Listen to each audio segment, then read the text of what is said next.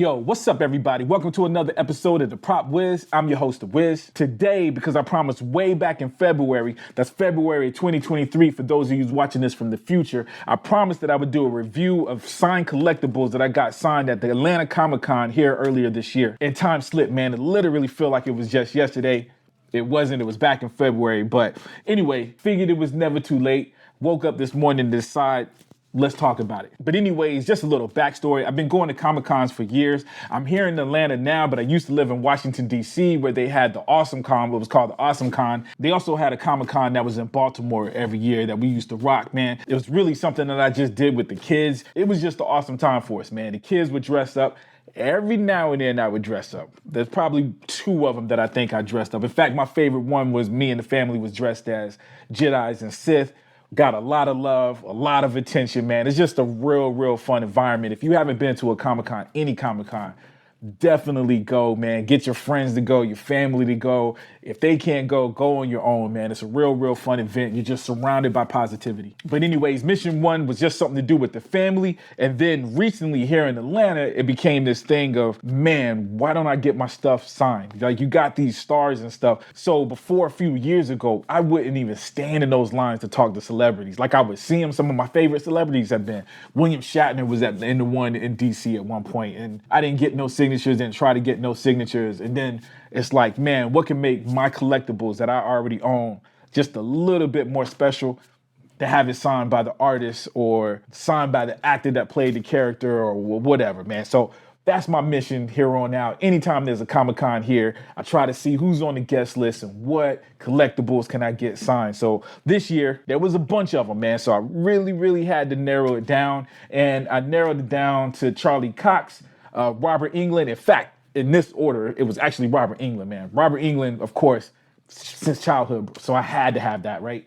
So Robert Englund, man, Ron Perlman, who was supposed to be here actually in Atlanta, that same Atlanta Comic-Con, right before the pandemic hit. The pandemic hit, he ended up not coming. I had actually bought this Hellboy figure specifically for that. So I had that on hold and was glad to see his name on the guest list this year, man, and jumped at it.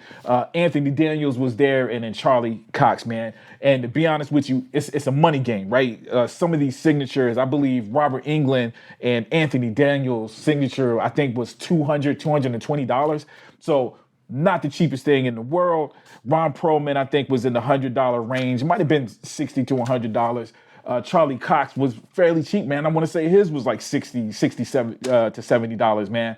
So it was in that order. Anthony Daniels was actually the one that I thought, as important as this character is, just price-wise, was the one I thought I wasn't going to get signed. And my sister, man, shout out to my sister, Essie. She rolled with me, man, and she actually donated some money. Man, she helped me out, man. She planned on coming. I invite her every year, and she actually has set aside some money just to help me out, because she know how I be wanting stuff, man, when I'm there. So with all that said, there's a little story for each collectible. But first, when I was standing in line for Charlie Cox, Alex Baldwin's, his booth was right next to his. They went on some kind of break or something and gave out some little cards that let us come back and keep a place in line. And Alec Baldwin was over there. There was nobody in his line. I believe this was right around, or not even I believe, I know, this was right after the incident with the Rust, with the young lady cinematographer that ended up getting killed on the set. So I believe it was that. It might have been that. But his line was completely empty. Not a few people. It was completely empty. And I kind of wandered over there, looked at him, man. I caught eye contact with him. And there was a lady that walked up and was like, hey, we'll do you want an autograph? You can take a picture. I believe the price was $200 for that. It might have been $150. It's kind of fuzzy because regardless, it was like, man, I had already budgeted for what I was there for. And even then, I didn't know if that was going to happen. So told the lady, nah, I don't have the money. And another guy, I don't know if it was it was a guy in a suit. He looked like a suit. I'm going to call him a suit, man. Walked up to me and was like, look, we'll take a couple of dollars off. For $100, we'll give you a picture and an autograph. And I was like, look, I don't have $100 extra. Might, but I can't. I don't know if I can risk that. So he actually went down to $60, photo and autograph. I'm in, yo. You know what I'm saying? So, dude, I had to run and got a picture of the Shadow. Didn't have anything for Alec Baldwin to sign. So I ran and got this picture of the Shadow and was able to get a signature of Alec Baldwin signing that, man. This is dope. I do wish I had a figure, and I knew Alec Baldwin was gonna be there, so I had actually looked for a Shadow figure. Shadow is one of my favorite movies, not the dopest movie in the world, according to some people, but to me, it's a classic. Anyways, I was able to get his signature, man, was able to chop it up with him, man. Told him 30 Rock is one of my favorite shows. Of course, Beetlejuice is one of my favorite movies that he was in, and The Shadow, man, and Alec, and tons of other movies, right? Dude, Alec Baldwin been around since the 80s. Dope actor. It was real cool to meet him. Like I said, he did look like he was in bad shape, man. He looked like he didn't want to be there, but he was polite. He was real cool, real grounded. I did have my son, man, the geek son, he was with me. So you gotta imagine, man, that kind of respect, having him be part of this thing that I grew up as well, and waiting in line. Dude, some of these lines were hour, 2 hour waits. Not the Alec Baldwin. There was no line. We went straight up there. But my son waited with me in other lines too, which brings me to Charlie Cox. Charlie Cox was real dope. The line was very long. There was a lot of people waiting in line. Me and my son didn't get to chop it up with him as long, but he was very, very sweet. And I know sweet is a weird word to use for a man, but he was just very, very sweet, man. He was soft-spoken, smiled the whole time. He looked like a very, very polite human. And I appreciated that. And though we didn't talk to him, I think I was kind of starstruck. I get starstruck, by the way, dude. I get to the point where I can't remember what I'm going to ask this person, what I'm going to say. So I think I was in one of those kind of moments, man. So I didn't talk a lot to him, and he didn't speak a lot, but we did see an interaction with him and another guy. They were talking about working out, man. He was just really, really into the fans. I gave him this base, man. He commented on the base. This is real cool. I explained to him that it was with a figure. He just looked genuinely excited and happy to be there in a real sweet way, man. So Charlie Cox, man, this dude, I think he's going to be somebody someday. Which leads me to the next guy, which was Ron Perlman. Ron Perlman wasn't the nicest. He wasn't mean. He was exactly the way he is in his movies, man. He was stoic, no smile, very, very little words. Very, very little words. So it was one of those things where I feel like my sister, man, she's a little bit wild. I feel like if my sister was there, she would have thought he was being rude, but he really wasn't, man. He was just this character, because he didn't do it again. He didn't do anything mean. He just wasn't as talkative as most celebrities that I've met. Because again, I've met Kevin Conroy, I've met James O'Barr, who didn't talk a lot. James O'Barr was sweet as well. So it wasn't just the talkative, it was just the blankness of it, man. But dude, still, it's great to see him. I did hit him off with a question. What is his favorite Hellboy movie? He did say, of course, the first one. I wanted to disagree with him. Hellboy 2 is the better of the two movies, but I wasn't going to argue with the man himself. So it was cool. So we did get a little bit of conversation, man. It wasn't that bad at all. Then brings us to Anthony Daniels. Anthony Daniels, real cool. I did learn that he was claustrophobic, I believe. I could tell there was something, he didn't want anybody around him. I think I know it because he made some kind of joke or something. But we were able to observe him. Me and my son was able to observe him up close, where his assistant was handing him stuff to sign, and he actually told her, put some of this stuff over there. There's too much going on. Like I could see the OCD. So maybe I shouldn't even say claustrophobic. It was an OCD-ness to him. With that being said, because I can sound like, was he being mean, pushy? No. Also very sweet, very jokative, talk a lot, man. My question to him was, can you tell us anything about the next Star Wars movie? Are you in it? Is there more shows coming? And he said, he looked me right in the eye and was like, yeah, I'm sorry, you haven't paid me enough for that. So cool. He signed this, man. And again, just seeing him interacting with other, in fact, we were already in line before he walked up. He very long. In fact, I think he had the longest lines. Him and Robert Englund had the longest lines I had seen. So there was already a line formed up when Anthony Daniels walked up. Very sweet guy. He interacted with the crowd, spoke, waved, said stuff as soon as he walked up, man. This guy is a class act. Awesome that I got his signature. Again, dude, he's way part of the childhood, right? I mean, he predates Freddy Krueger, everything on this table. So it was just an honor to meet him in person, and he just lived up. I don't even know what my expectations were, to be honest with you. I've only known him wearing this suit, and I've seen him in some interviews, but I really didn't know what to expect in meeting him, man. But dude, he was awesome. Which leaves us with this signature. Now, first of all, I've got Freddy Krueger figures. I've got 1/6 scale figures. I got little 6, 7-inch figures, NECA figures. I've got a vast array of gloves. So it was real hard just to narrow down what I want signed. So I did pick out one of the gloves. I felt like it was easy. Some of it is because all this stuff is in my book bag, right? I felt like this would be easy, hoping that I'll see Robert Englund again and be able to get one of my figures signed. But we went with this, man, and already you can see dope signature, dope.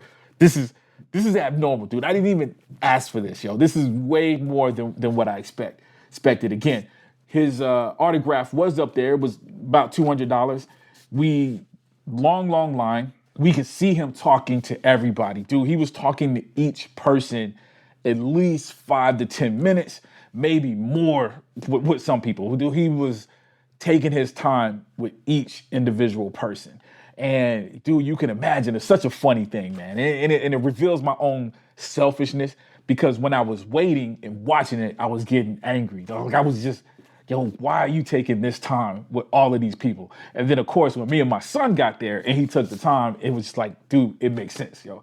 He was generous with his time. He was very attentive, very interested. In fact, the cool story behind this, besides even what he put on the glove, was my son was wearing the John J. Rambo mugshot from the First Blood movie, and he pointed that out and was like, Sly, great guy. And then he brought up Carl Weathers. He actually said, man, he looked sad. He said, Carl Weathers. He had just passed away either that week or the week before. He had just passed away. And man, do you know, Robert Englund took out his cell phone, showed us pictures where he had just eaten with Carl Weathers a couple of weeks ago. In fact, he said Carl Weathers had cooked. He was an awesome cook. Him and his assistant had been over there. So he's showing me pictures with Carl Weathers, Robert Englund's assistant, Robert Englund. And dude, that was awesome, man. He was just saying he was a sweet guy, that he came up with him. He was in perfect shape. He said that him and his friends just knew he was going to be the last one to go because he was in such great shape. All this conversation was happening. He talked about Sly Stallone, told some stories, man. Dude, Robert Englund is the best celebrity that I've ever met. Maybe on par with Kevin Conroy. Kevin Conroy was up there as well.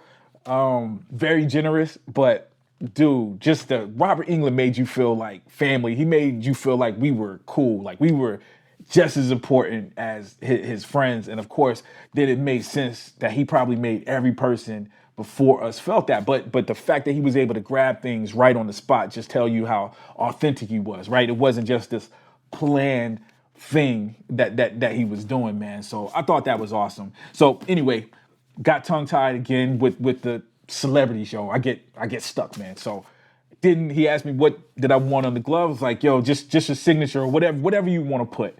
And this is what he ended up writing on it. Dude, me and my son was going crazy. We was going wild just for that, yo.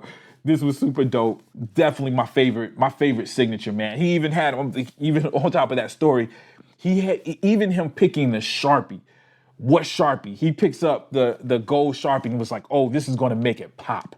This is going to look great on that black. So complimented the glove. Like, I did a review on this. Like, I got some people that not hating on me, just giving their opinion that there's more accurate gloves than this $200 glove. And they're right. So I'm not dissing them at all. There are more accurate gloves. With that being said, dude, Robert Englund made me feel like this was a prop out of the movie. Like, he complimented the glove, made comments about it, said it was awesome. And then again, when he signed it, pointed out that, hey, the way I signed it and this Sharpie's gonna make it pop. Freddy Krueger, y'all. Yo, the dopest celebrity, man. So absolutely have fun. Again, I've got more collectibles, more signed collectibles. I just wanted to share these ones because I did make that promise to you guys that I would talk about the collectibles specifically from that February Comic-Con, but I'll probably go over the other ones again. I think I have individual videos for some of them, but I might just go over all of them here as we approach the end of the year. But for now, this is it, man. Let me know what you guys think, man. Are these cool? Some of these, you know what, the Hellboy, you know what's crazy? I've been doing these toy reviews for a minute, but I actually don't think I've done reviews on these three figures. So you might see these things again where I kind of talk about these in detail. I don't think I ever had a chance to review. I will say, man, the Daredevil is amongst my favorite. I say he's in my top 10 as of now, or as of the last time I did a top 10. Daredevil is one of my favorite figures, man, just the detail on it. But look, I'm about to start a whole nother review. Let's not go there. That's it with this conversation about my signed collectibles. Let me know what you guys think in the comment section. What collectibles do you have signed? Is that a mission that you're on? Like I said, I was kind of late getting on that mission, but it's awesome because it just gives me more direction when I go to any kind of convention, comic book store, anywhere where I know there's going to be celebrities. It's a fun thing, man. It puts you on a mission. How can I get this signature? Can I pay for it? What are they going to sign? How are they going to sign it? It's a fun thing, man. So in the comment section, man, leave me some of your stories, man. If you got some stuff signed, if not, does this interest you? Is this something you want to do? Let me know, man, your thoughts in the comment section. Also, if you like this video, please take the time to hit the like button. If you haven't already, please subscribe. Also, think about hitting that notify button as well. That way you get notified every time I drop a new video. And as always, I love you guys to death, and I'll check you out next time, all right? Yo, I'm a thing Jeff Bridges is called the old man. Find me a rare green-eyed Asian chick like I'm Lopan. That same chick exposed my bone, no need for bone scan. You famous as Schwarzenegger, but before Conan, I'm Terminator, True Lies. T2 as cool as E-glues, or R2D2 with no C3 to speak through. I speak through the MI, see you when I see you. Look to see me up high, my reach is unbelievable. I'm fly, like I got a red cape. You go against your own interests like voters in red states. Cause they scared we have the white girls feeding this red grape. Yeah, I might bone that chick and cut her loose like dead weight. That's a segue, saying I'm adding you to the death rate. You stupid for real, still thinking Tupac death is fake. I'm that shark that they cut open to see what he ate, and they would clearly see there's nothing but MCs on my plate. But Bill Bixby, Lulu for Rick, no big bullets that shoot through you and your kinfolk. How many rappers do you know like this? Big bullets that shoot through you and your kinfolk. But I'm Bill Bixby, Lulu for Rick, no big bullets that shoot through you and your kinfolk.